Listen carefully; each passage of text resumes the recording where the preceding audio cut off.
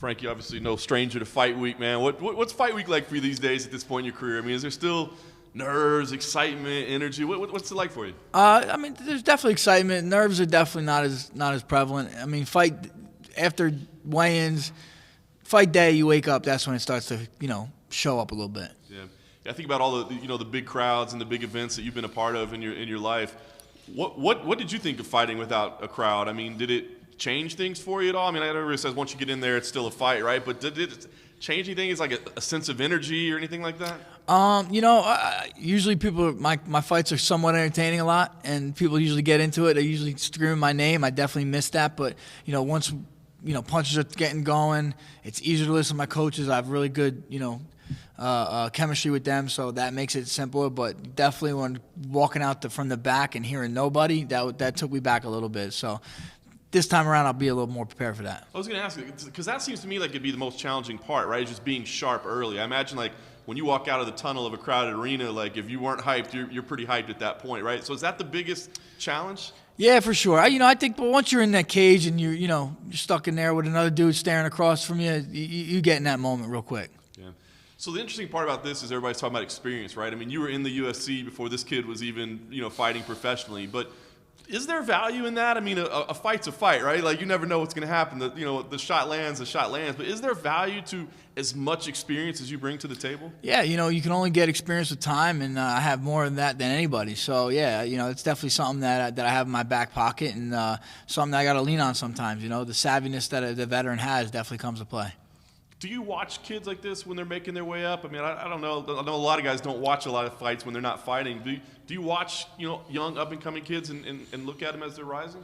I watch every fight pretty much. So if I'm I got nothing to do on Saturday night, I'm watching fights, and so I'll notice guys, as they come, maybe not paying the most attention to them, but as he works up the ranks, you start paying attention to guys. Yeah. Did he catch your? I mean, when you watch his fight, do you remember him catching your eye and thinking like, oh, this kid's gonna be somebody I have to face someday? Yeah, I mean, I was always at a different weight class than him when he was coming up, so sometimes it's tough to scan across 3 weight classes, but yeah, as he started coming up, more as of recently, I noticed him now. Nice.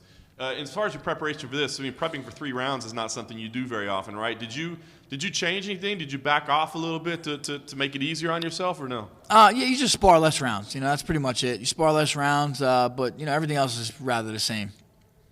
You talk about kind of the evolution of the sport. I mean, can you evolve as a fighter at this point in your career, or is it kind of, hey, this is who I am, I got to stick to the person that I am? I think I have evolved, and that's the reason I've been on top for so long. 14 years in this game. If you don't evolve, I would have been left behind. So, I think I am evolving all the time. I'm constantly working on getting better. My coaches don't let me stay complacent, and if you do, you're going to get passed by. Yeah.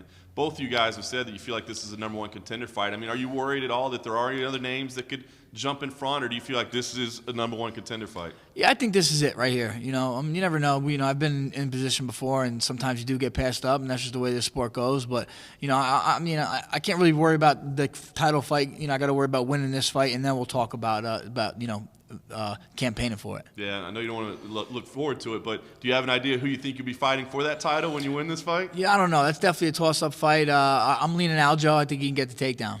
Nice. Last thing for me, I mean, I know you still got some good years left. Is there a chance we have a little Edgar in the UFC one day, man? What are the? I hear you got some beasts over there in the house. Are they going to be fighting in the UFC one day? Yeah, my middle guy, he's wrestles. He's really into it. He loves hitting pads. Well, we'll see. We'll try to keep him back for as long as we can. You living in New Jersey and being next to one of the centers for the pandemic? How's that affected the training and everything? It really hasn't affected at all. I have a kind of a small team anyway. If anything, it made it easier. I don't have to go around, go to parties, go to weddings, go to to different obligations. I kind of just go to the gym and go home. So it kind of makes my life easier. Makes it a lot more focused. For sure. So what are you looking at for the year to accomplish? What are you looking to? Are you going to make another title run? Yeah, that's what we're in the process of doing, and it starts on Saturday night. So yeah, for sure. Win here, I think will get me that title shot.